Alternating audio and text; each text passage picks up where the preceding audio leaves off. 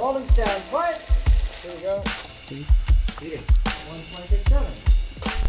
And starting with and action.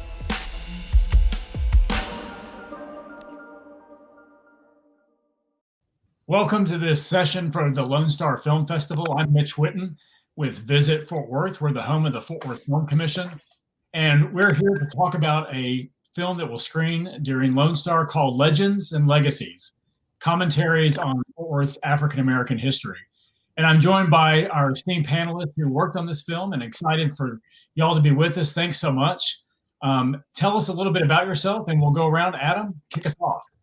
I'm Dietrich. I had the opportunity to direct and produce with my partner, Elliott, on the project. And we're just excited to be helping to share the story of Fort Worth through this lens. We just get a glimpse, but it's a pretty exciting project. Elliot, welcome. Yes, thanks for having me, guys. I'd like to say I'm Elliot Gilbert. I got to direct and produce with my partner, Dietrich. It's a very special story. When the opportunity came our way, I was excited, to be a part. There's so many stories out there that have been untold, and I'm just happy that we had a chance to tell this one. And Glenda Thompson, our consultant and guide on this film, thanks so much. Thank you. My pleasure. Yes, I did consult. I helped with the script writing. I had a vision for this as well.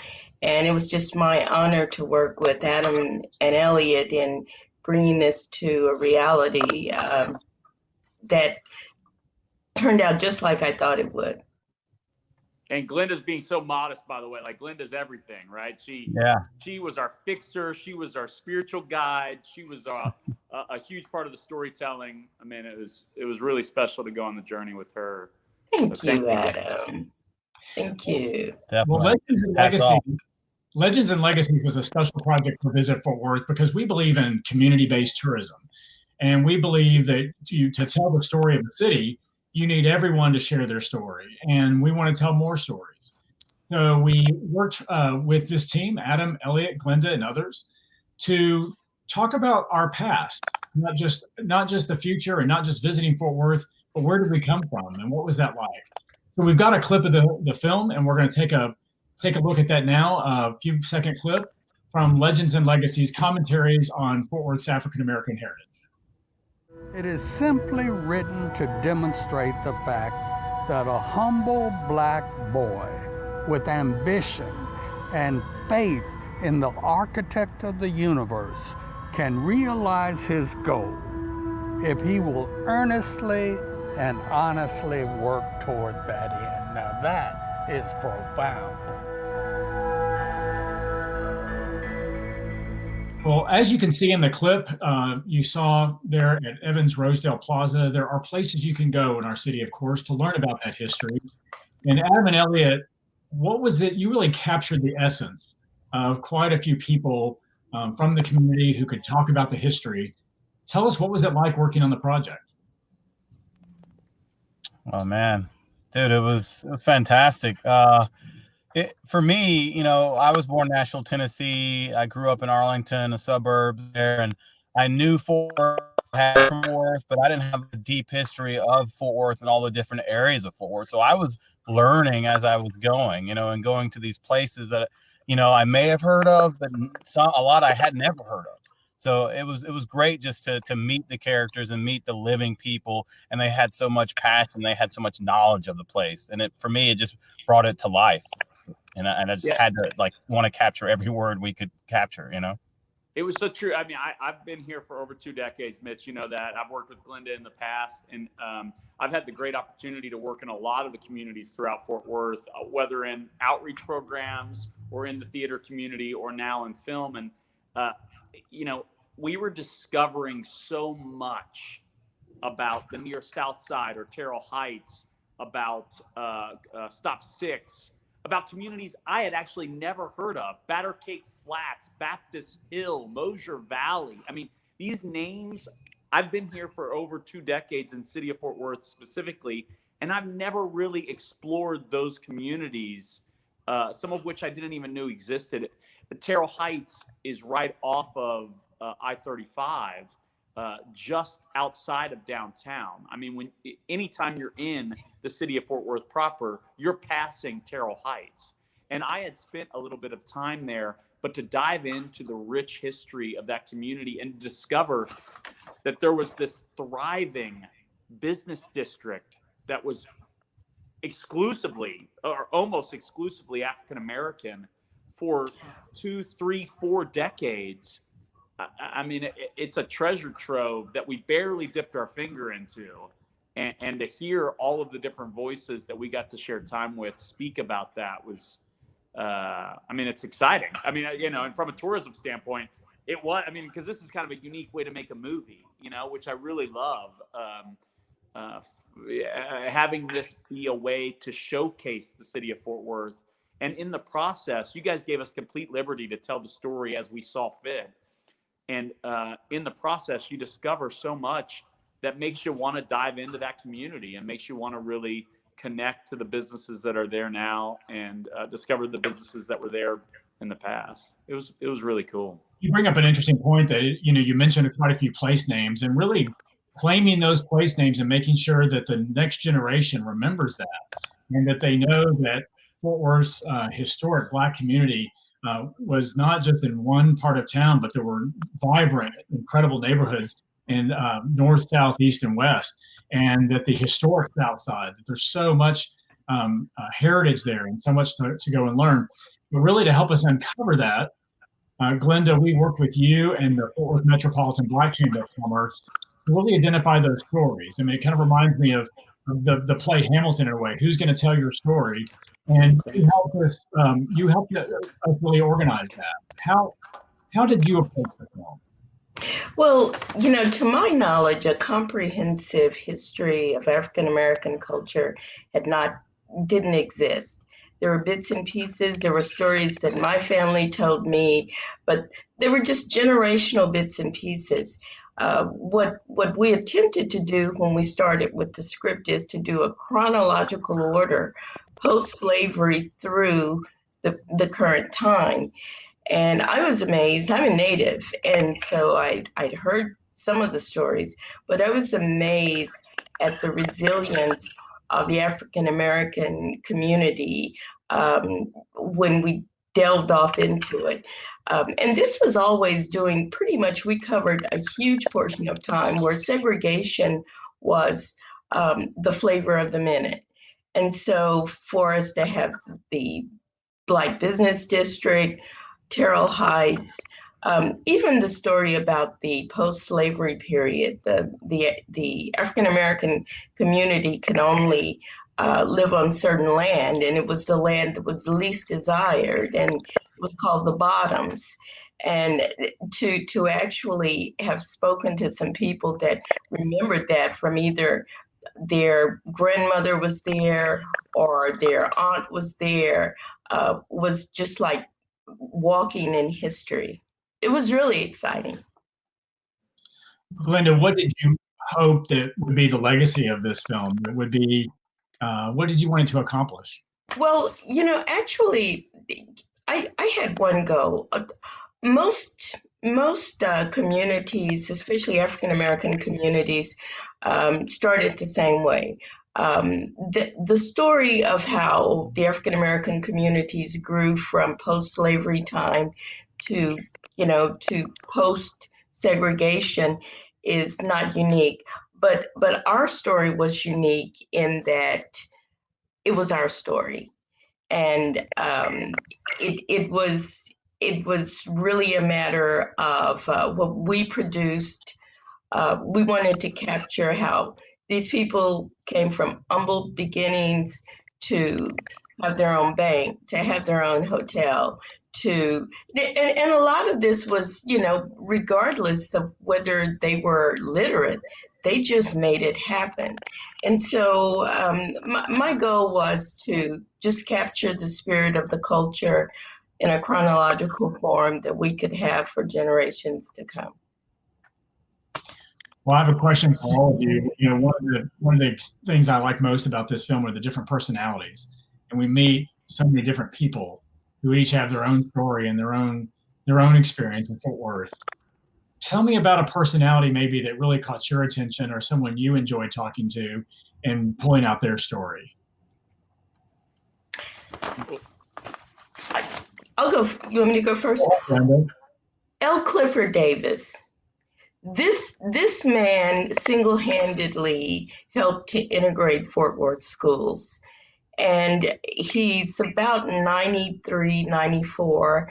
And when you first meet him, you think, oh, he's a nice old guy. And he kind of passions himself to just sit there quietly with his eyes partially closed. And you think, okay, is he going to make it through the interview? And when the cameras started to roll, he just perked up. And he tells these great stories of how he worked with the superintendent, and he couldn't let the group of ministers know what he was doing downtown. And just a fascinating guy. And the real story to that is years ago, in my young days, I ran out of gas. And Clifford Davis was directly behind me. We had just kind of gotten off an interstate. And he asked if I needed help, and he gave me $5 to get gas. And I told him who my dad was, who was a restaurant owner in an area called Stop 6. And we parted ways. Well, I paid him back that $5 during the filming. This was years later, and he remembered the story, so it was kind of cool. That's awesome. And to this day, I have not run out of gas since, because he lectured me the whole time. So there were so many great characters. I mean, God, I have to say, Marion Eastman, to me, her energy was so full of life, and her rhythm and the way she spoke and how she spoke. I mean, it's like when she would talk about the neighborhoods, it's like I was transported back, and I was like, as if I'm there listening while we were getting the interview. And I was no longer in the interview. I was like on the street, hearing the sounds and seeing the people. It's fantastic. There are so many great characters. It's so true. Miss Eastman is a local legend, maybe a national legend, just for the impact that she's had on storytelling in the theater through Jubilee. But she really brought a personalization to the story about just living. When you heard her talk about just growing up in Fort Worth and her perspective on it, and it really just had to do with the grocery stores that she shopped at, and the department stores that she went to, and the restaurants and the church, and it was all about this community that you don't get to hear a lot about. And she created this picture of living in the 50s in Fort Worth in a way that I just.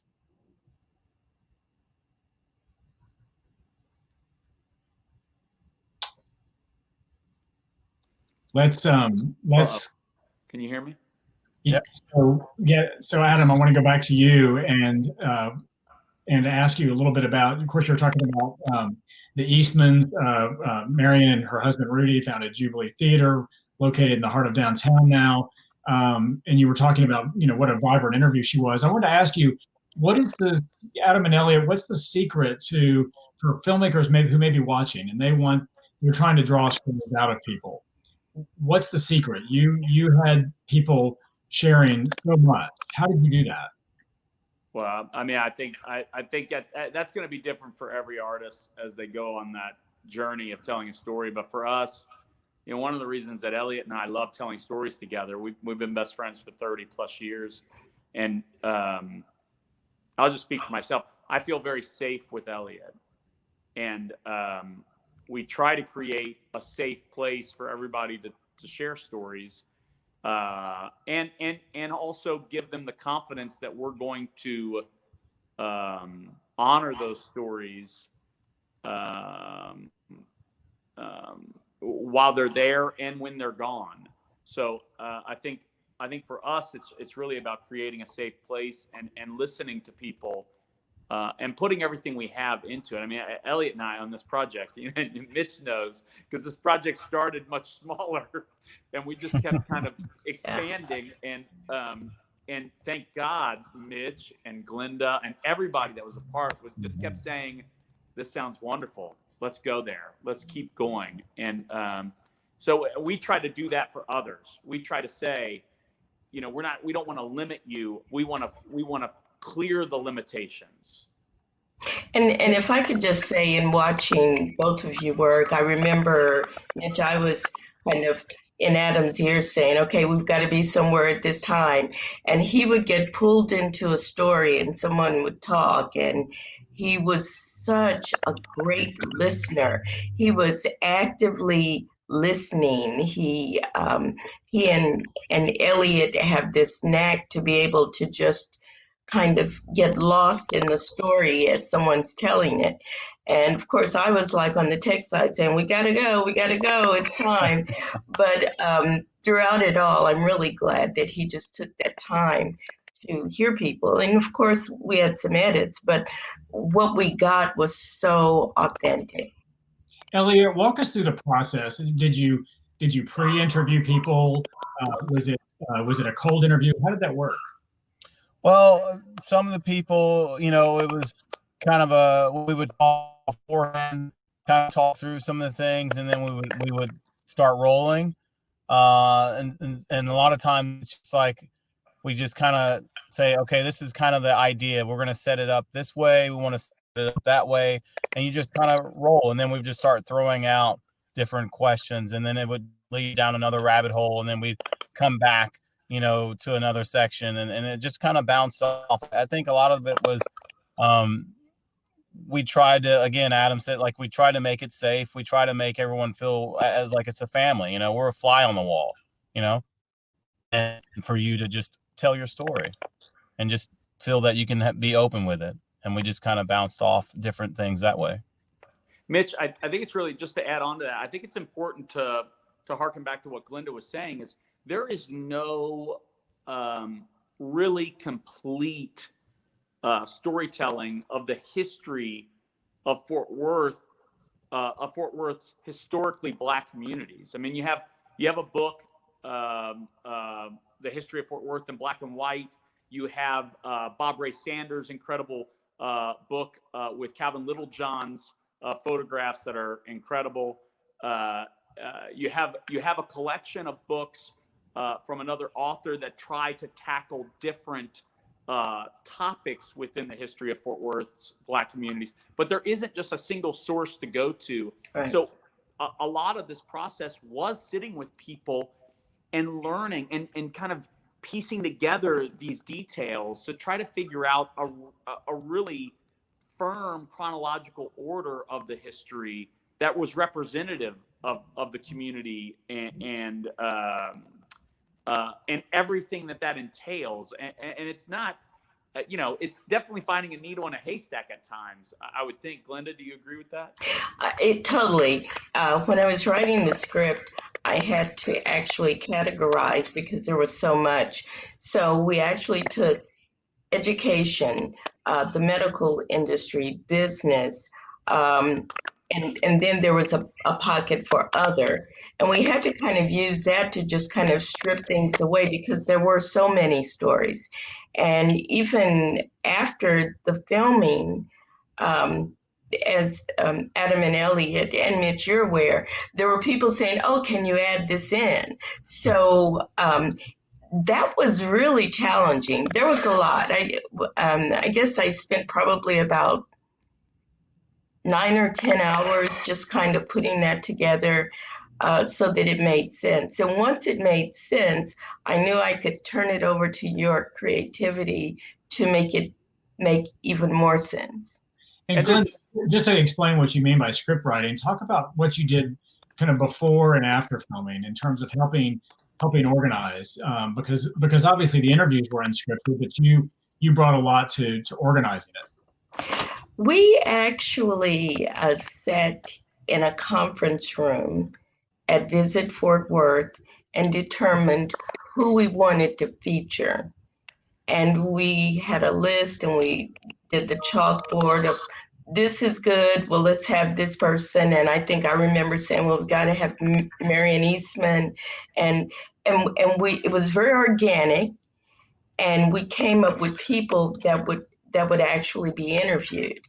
And then I took the script that had been written so that we could use that as kind of a parameter for where we were going. So a lot of the information from the medical community or the education we picked up at the Evans Plaza, but it was kind of like it was a puzzle. It was like you have this person to tell their story, but then we have this piece of history to add to it. And it was really, it was challenging, but it was really rewarding. And Elliot, how, you talk a lot about building trust, you and Adam, and letting people tell their stories. How long did you leave for each other? Because this was not just a show up, get a comment, and leave. I mean, you let the camera run. Oh yeah. We definitely, we would, obviously we'd have the guys come in, they'd set the lighting, set the camera, and then we would talk with the individual, and then we would start rolling, and it would just depend. Sometimes I remember going, 2 hours, 3 hours, just rolling it, and we're going there and we're knowing, okay, we got to go here, and we know sunlight's going here because we got to get an outside shot of the plaza, and we want this. So there were definitely times where we would just let it roll, and that's a lot of times you find some of the gems that way as well. As Glenda was saying, there was a lot of time just discussing. And if there are filmmakers watching who are interested in these type of projects, there was a lot of time just talking about with different, not just us, but with different people in the community about what might go into this project. And then Adam and Elliot, when you joined that conversation, how did you decide on the approach, the look, what the tone of the story would be? Where did you draw your inspiration from? It's interesting. I know we talked about this at great length. There was a movie that initially inspired us that we came to you guys with called The Last Black Man in San Francisco. And they had just done a really good job of incorporating a city as a character into the narrative.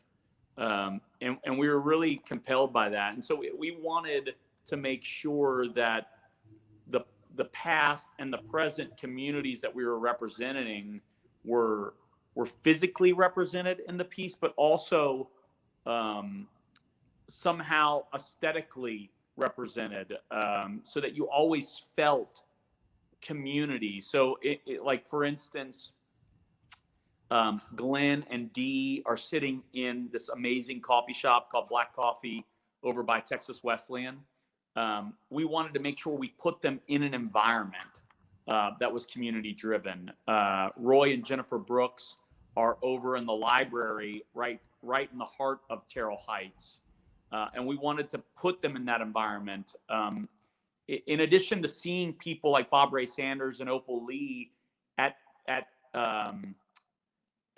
installations that we want people to go to in the city of Fort Worth, right? So we wanted to put some people in some of these installations because a part of it is because obviously we were working with Visit Fort Worth, so we want people to visit Fort Worth and go to those places. But more importantly, I think it was about those places being a launching point for conversations about the history of these communities. And so seeing Opal Lee on that bench in the installation about the TMP station and about the impact that being a Pullman porter had on our communities, where her father was an employee of the TMP Railroad, so all of that being kind of mixed into it contextually was really important for us. Elliot, what do you think? Yeah, I agree. Yeah, there's especially speaking of that moment when she's sitting on the bench and, and she talks about how the waiting room was segregated at the time and just knowing the history and she's there and we're talking about this and she's sitting on that bench where at that time that was the way of life. And just that moment, the moment where, Bob Ray is up against the and looking at the mural there at the train station. Man, that to me, that's almost like you're just looking at your ancestors and and we had those moments where we zoomed in really, really tight.